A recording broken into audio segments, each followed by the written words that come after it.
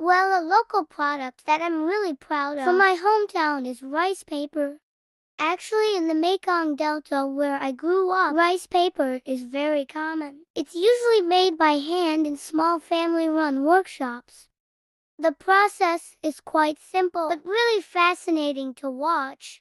People mix rice flour with water, and sometimes they add things like sesame or seeds, coconut milk for extra flavor. Then they pour a thin layer of this batter onto a cloth, stretched over a pot of boiling water. After a few seconds, they lift the thin sheet with a bamboo stick and put it on a bamboo rack to dry in the sun. The process looks simple, but it takes a lot of patience and skill to make good rice paper.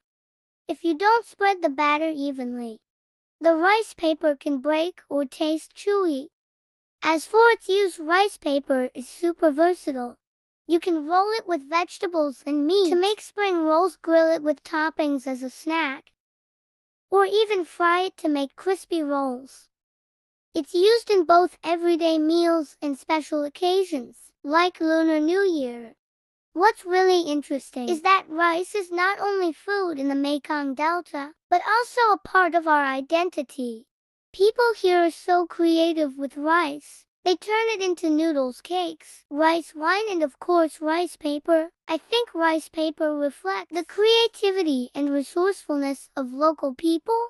I mean, just imagine taking something as basic as rice and turning it into a thin, delicate sheet that becomes the base for countless dishes.